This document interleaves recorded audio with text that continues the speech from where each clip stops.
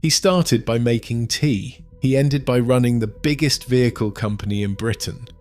And then he destroyed it.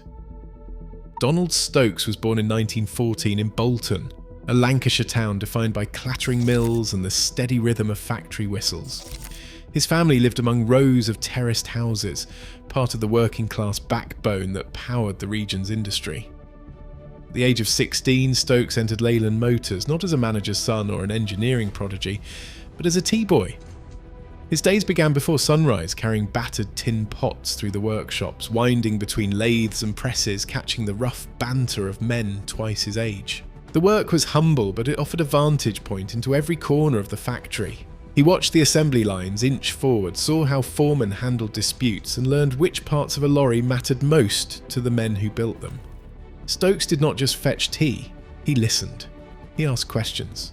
After his shift, he walked to night school, determined to master both engineering and the business of making things.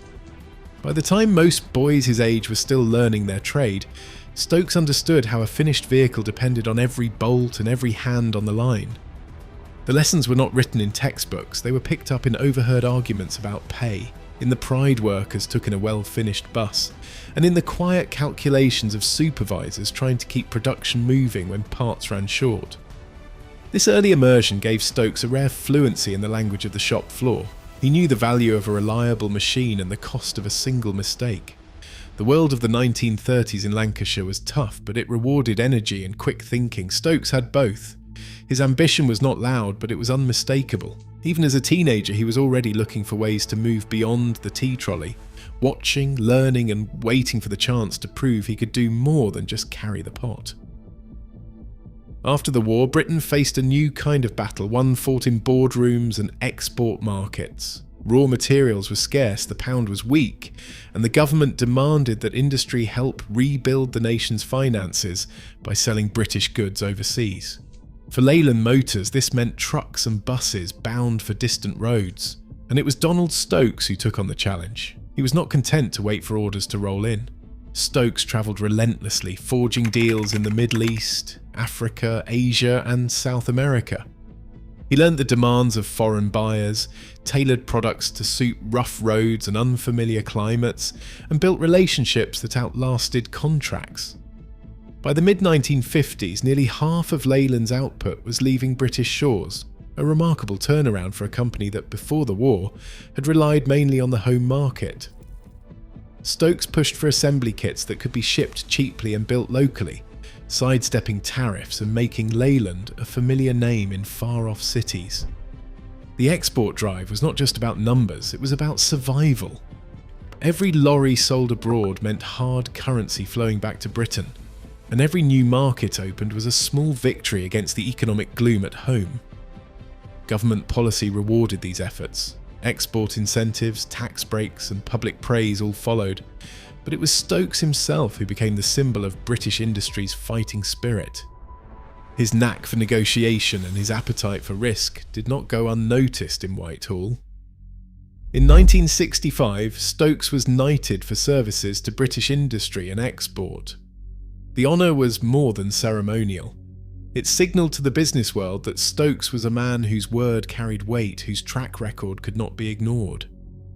Inside Leyland, the knighthood cemented his authority. He was no longer just the upstart from the shop floor, he was the company's golden boy, the architect of its global reach, and increasingly the man whose vision would shape its future. Stokes's rise was rapid, but it was built on results, on contracts signed, markets conquered, and a reputation for getting British machines rolling where none had gone before.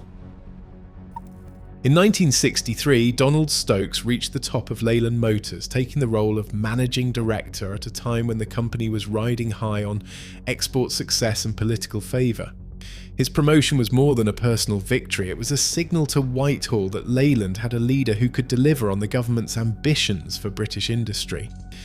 Ministers in Harold Wilson's cabinet saw Stokes as the ideal figure to spearhead a new era of consolidation.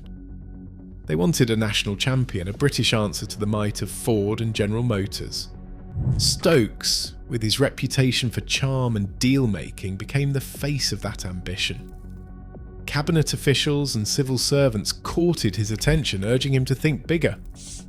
The message from Whitehall was clear. Scale was the future, and the government would support the right man to build it.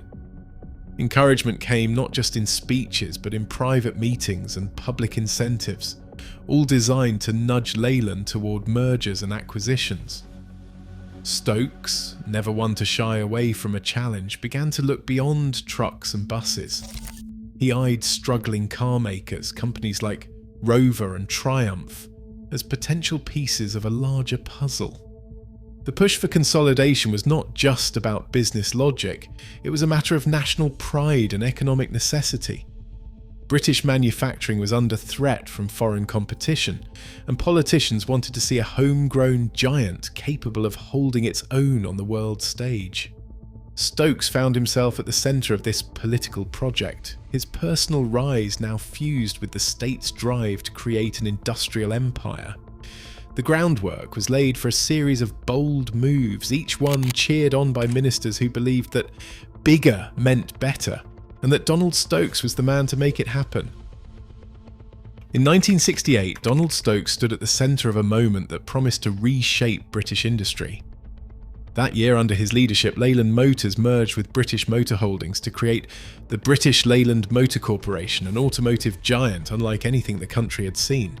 The new group controlled nearly 40% of the UK's car and commercial vehicle output, with a reach that spanned everything from luxury Jaguars to city buses and rugged trucks.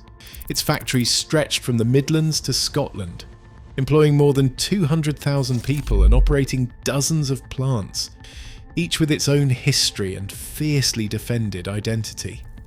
Stokes, now chairman, became the architect of this sprawling empire. The merger was not just a business deal, it was a national project backed by government ministers who believed that only scale could protect Britain's car industry from foreign giants like Ford and General Motors. The vision was bold. By bringing together storied marques such as Austin, Morris, Rover, Triumph and MG under a single corporate roof, British Leyland would offer a full spectrum of vehicles for every market and every taste. The group's combined production power meant that nearly 2 out of every 5 cars rolling off British assembly lines bore a BLMC badge. But behind the grand announcements and celebratory headlines, the new empire was a patchwork. Each brand kept its own engineering teams, design philosophies and management structures. The hope was that diversity would breed strength, allowing BLMC to compete on every front. Stokes saw himself as the unifying force, the salesman who could inspire rivals to pull in the same direction. For a brief moment, the numbers gave reason for optimism. British Leyland boasted a market share that dwarfed its domestic competitors and looked, on paper, like a true match for Detroit's best. The question was whether this vast multi-mark structure could be forged into a single, effective machine, or whether the seeds of future trouble had already been sown. Inside British Leyland's factories, the promise of a national champion collided with the daily grind of dysfunction. Each plant operated almost as its own fiefdom, guarded by layers of tradition and a thicket of union agreements. More than 500 separate labour contracts governed everything from tea breaks to tool allocations. This patchwork made even the simplest changes a negotiation, and every negotiation a potential flashpoint. Shop stewards and management circled each other warily, each side convinced the other was out to take something away. Strikes were routine, sometimes over pay, sometimes over something as small as a change in shift patterns. On average, British Leyland lost 12 working days per employee each year to stoppages. The cost was not just measured in lost output. Every time a line fell silent, schedules slipped, suppliers fumed and customers waited. Beneath the surface, quality slipped too. The ambition to build everything from minis to Jaguars, trucks to sports cars, spread resources thin and left factories scrambling to meet competing demands. Parts designed for one model did not always fit another. Some plants used their own suppliers, others improvised with what was on hand. The result was a steady stream of vehicles leaving the gates with hidden flaws. By 1973, up to 15% of new British Leyland cars needed warranty repairs within a year, far higher than rivals in Germany or Japan. Mechanics braced for complaints about leaky windshields, faulty electrics, or doors that would not close. Customers began to wonder if the badge still meant what it once did. Foreign competition made the problem impossible to ignore. Japanese manufacturers, led by Toyota and Nissan, offered cars that rarely broke down and cost less to own. European rivals invested in automation and delivered consistent quality. British Leyland's patchwork approach, once seen as a strength, now looked like a liability. Managers found themselves firefighting, trying to keep production moving, smoothing over disputes, and explaining away defects. On the shop floor, frustration grew. Pride in the work gave way to cynicism. In the boardroom, the numbers began to tell their own story. Too many stoppages, too many returns, too few satisfied customers. The warning signs of collapse were everywhere, woven into the daily life of the company. The numbers left no room for excuses. In 1974, British Leyland reported a loss of £484 million. Debts and future commitments reached £2.5 billion, an amount that threatened to drag the entire British auto industry under. The company's cash reserves dried up, suppliers demanded payment up front, banks stopped lending.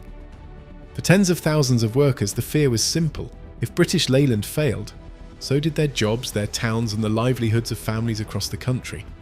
Whitehall responded with urgency. The Labour government, desperate to avoid mass unemployment and another blow to Britain's reputation, launched a formal inquiry. The Ryder Committee, led by Sir Don Ryder, spent months combing through the company's books, interviewing managers and visiting plants. Their report landed in 1975, a blunt diagnosis of chaos. British Leyland, they wrote, was a house divided with too many brands, too many factories, too many union agreements, and not enough control. The committee called for a radical overhaul. They recommended slashing the product range, centralising wage bargaining, cutting jobs, and most of all, injecting £1.4 billion of public money to keep the company afloat. The price for this rescue was control. The government took a majority stake, and with it, the right to remake the company in its own image. Senior executives were swept aside. Donald Stokes, once the public face of British industrial ambition, was forced to step down as chairman. He left with a new title, Baron Stokes of Leyland, but no real power. The man who had once charmed ministers and outmaneuvered rivals now watched as the empire he helped build was taken out of his hands. On the shop floor, the mood was grim. The bailout saved jobs, but it also meant plant closures, lost wages, and the end of old certainties. For Stokes, the fall was swift. His rise had been driven by energy, salesmanship, and a belief in British know-how. His exit was a reminder that even the most charismatic leader could not paper over deep structural cracks. The story of British Leyland's rescue was not just the end of an era. It was a reckoning with the limits of ambition and the true cost of building an empire on shaky ground. The dismantling of British Leyland did not happen overnight, but the traces are easy to find. By the late 1980s, the grand vision of a British automotive empire had fractured into scattered pieces.